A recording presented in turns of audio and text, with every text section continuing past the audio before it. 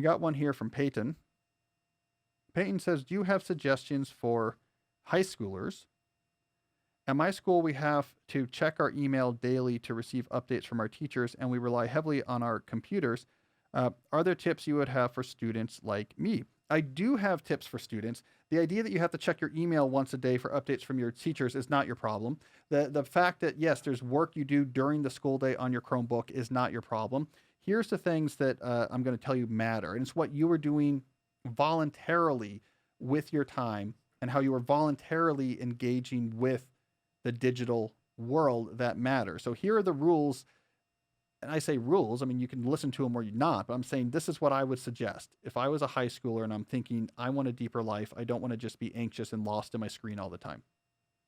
Number one, don't play online video games. I'm not against video games in general as a distraction, but the ones where you're online and there's lots of other people on them, and Roblox, I'm looking at you. I don't know these things. Fortnite, I'm looking at you. World of Warcraft, is that still a thing? Look, I don't know games, but the ones in which there's lots of people who are online on a shared server are some of the most addictive technologies ever created by man. If you study digital addiction, these can be the worst. These are the worst. It's not social media. It's not I'm on YouTube too much. The thing that can cause I have to go to a rehab center level of addiction is actually these massive multiple online games. It's going to eat up your life. There's better things you can be doing with that time. You get very little return in the sense of connection, growth, resilience, character, skills. You get nothing out of the time you spend when you're 5 hours in Fortnite. Don't do online video games. Second, don't do social media. You can use your phone to communicate with your friends. And this is the good news. And this is a change that has happened since when I first started researching my book, Digital Minimalism. And today, back then, social media platforms were critical to teen socialization. Snapchat in particular was really big. That has changed today. The socialization has largely migrated off of social media platforms, especially for teenagers. They use text messaging and instant messaging tools. The social media platforms are more about distraction, entertainment, keeping up with cultural memes. Just don't use those. Communicate with your friends on WhatsApp and text or whatever you need to do so you can make plans and know when the party is. But don't use the other ones.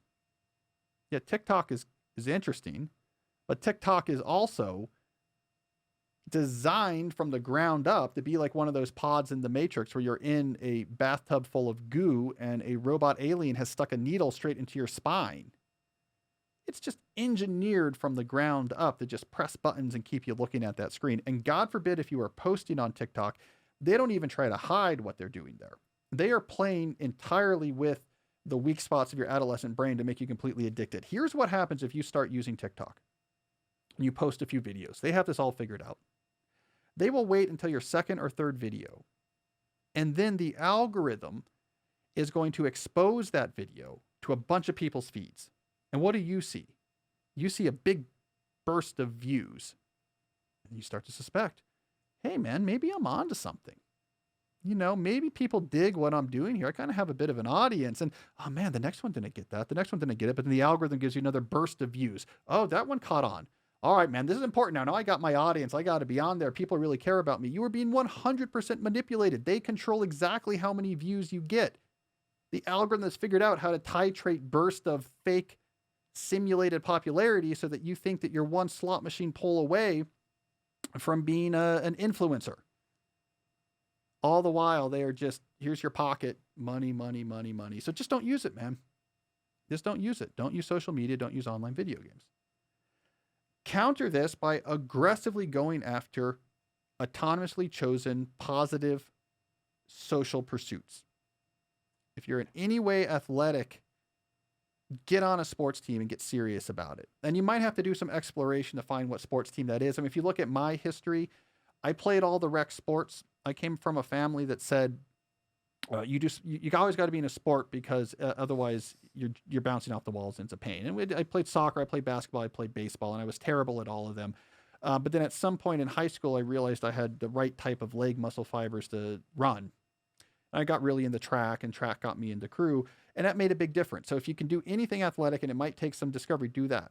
If you're not athletic, that's fine. Find something else, a team you can be involved in where you work with other people towards building skills in a competitive situation where things could go wrong, but you feel the victories when you have the victories and you're working together on it. And you need this in your life.